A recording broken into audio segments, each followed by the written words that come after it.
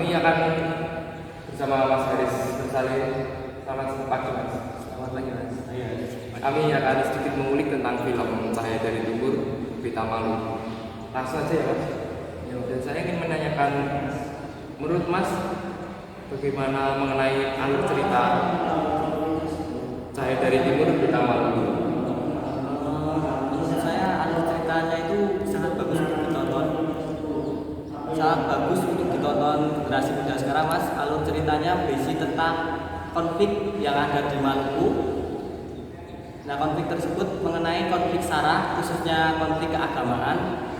Nah, di situ banyak anak-anak yang menjadi korban dari konflik tersebut, seperti kehilangan orang tua maupun anak-anak sendiri yang menjadi korban. Nah, itu ada seseorang pemuda di situ yang bernama Sani ingin menghentikan konflik tersebut, atau istilahnya supaya anak-anak tersebut tidak terlibat dalam konflik itu. Nah, itu Sani itu bertujuan melatih anak-anak bermain sepak bola, ya, bermain sepak bola, karena Sani juga dulunya mantan pemain timnas. Nah, itu ingin menghentikan konflik tersebut dengan cara anak-anak supaya tidak ikut konflik tersebut. Jadi si Sani itu ingin, ya, katakanlah mendamaikan. Ya, mendamaikan orang tersebut dengan cara melatih anak-anak bermain sepak bola. Dan nanti di akhir cerita anak-anak tersebut maju ke pusat sampai ke nasional, ya, ke nasional. Nah, pas di nasional itu ditayangkan di pertandingannya ditayangkan di televisi. Nah, warga sekitar entah itu kan perbedaan agama di situ. Nah, adanya TV misalnya di masjid.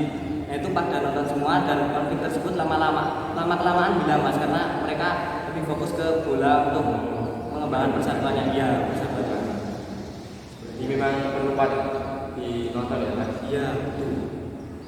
Lalu yang kedua, bagaimana pendapat Mas Haris mengenai konflik SARA yang ada di film tersebut, khususnya ya tentang agama? Ya, konflik SARA itu kalau di film tersebut kan tentang agama ya Mas. Kalau untuk sekarang, padahal kan kita ajarannya menganut asas persatuan dan kesatuan yang ada dalam Pancasila. Harusnya kita bersatu, bukan malah memecah belah dengan konflik-konflik SARA. Kita harusnya mempersatukan keanekaragaman tersebut. Apalagi sesama orang Maluku ya Mas? Iya, satu ras. Padahal itu hanya perbedaan agama. Terus kan tadi Pak bilang itu menganut asas persatuan dan kesatuan. Ya, itu kan berarti itu seperti semboyan Bhinneka Tunggal Ika ya Mas. Ya. Nah, itu Indonesia kan sudah menganut Bhinneka Tunggal Ika. Tapi mengapa masih banyak kasus-kasus tentang SARA itu? Nah, itu mungkin karena pola pikir masyarakat sendiri lebih ke sifat kedaerahan Mas, belum mengetahui tentang zaman sekarang modern, maunya itu mengembangkan apa itu, mereka mengutamakan kepentingan sukunya sendiri, misalnya meninggikan sukunya sendiri dibanding suku orang lain, itu dijelekan atau gimana, masih bersifat etnosentrisme. Lalu kalau seperti itu, menurut Bapak bagaimana cara mengatasi hal tersebut atau kasus tersebut? Ya, cara mengatasinya kita harus memupuk rasa persatuan tersebut dengan cara apa ya? Tadi seperti di film tadi, misalnya kita mempersatukannya dengan cara bermain bola seperti itu, dan masih banyak lagi sih Mas, sepertinya di dalam sekolah kita juga bisa memupuk rasa persatuan tersebut juga. Kita didik anak-anak itu masa dini udah mengenal rasa persatuan dan persatuan yang kuat seharusnya. Menerima sesama masyarakat. Iya, benar. Ya, mungkin itu saja proses penulisan cerita dalam Film Cahaya dari Timur, Beta Malu.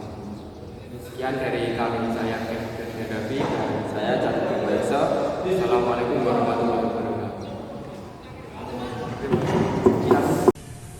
Baik, Assalamualaikum warahmatullahi wabarakatuh. Saya Koko Wahyu Cahyono dari Angkatan 28 Kelompok 2 nomor absen 19. Di sini saya ingin menjelaskan review tentang Laskar Pelangi bersama teman saya Nama saya Levianto Indra Pratama, peserta Latsar CPNS Kemenkumham tahun 2022, gelombang 1, angkatan 28, kelompok 2, absensi 20. Saya merupakan salah satu penggemar film-film di Indonesia.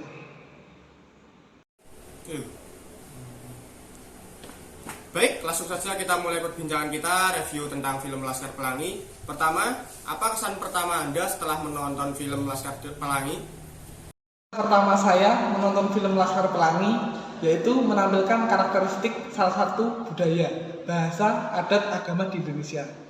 Tidak hanya itu, film ini menampilkan keindahan Pulau Belitung yang merupakan salah satu pulau dari NKRI. Oke, lalu setelahnya, skena mana yang paling berkesan menurut Anda di film Laskar Pelangi tadi? Scene yang berkesan bagi saya adalah scene di mana anak-anak dari berbagai macam kondisi perekonomian yang berbeda-beda memiliki keinginan yang tinggi untuk belajar dan bersekolah. Lalu setelah kita mereview dari tadi, nilai-nilai apa yang Anda dapat dan dapat dilihat dari keanekaragaman yang Anda peroleh dari film Laskar Pelangi? Nilai yang saya dapat dari film Laskar Pelangi yaitu nilai religius, toleransi, demokratis, peduli sosial, tanggung jawab, kerja keras, dan cinta pada tanah air. Baik, lalu strategi apa yang bisa Anda lakukan dan Anda perbuat untuk membangun harmoni tentang film Laskar Pelangi yang kita lihat tadi? Yang dapat menumbuhkan rasa harmoni di kehidupan yaitu untuk mewujudkan keharmonisan berbangsa tentunya diperlukan adanya sikap toleransi dan adanya tiga rasa. Baik, lalu adakah pesan-pesan yang Anda berikan kepada kita dan seluruh penonton Laskar Pelangi untuk bisa diterima tentang pemaknaan Laskar Pelangi tadi? Laskar Pelangi yaitu selayaknya kita sebagai warga negara Indonesia harus bisa menjunjung tinggi nilai-nilai yang tertera dalam film Laskar Pelangi. Film Laskar Pelangi sebagai contoh yang seharusnya kita terapkan dalam hidup berbangsa dan bernegara agar tercipta keharmonisan dalam bernegara. Baik, tadi perbincangan saya dengan Mas Levianto tentang review film Laskar Pelangi, dan kita sebagai orang Indonesia harus menghargai karya-karya anak bangsa, terutama tentang menghargai film yang berkaitan dengan perjuangan serta tentang persatuan anak-anak Indonesia. Baik, terima kasih. Wassalamualaikum warahmatullahi wabarakatuh.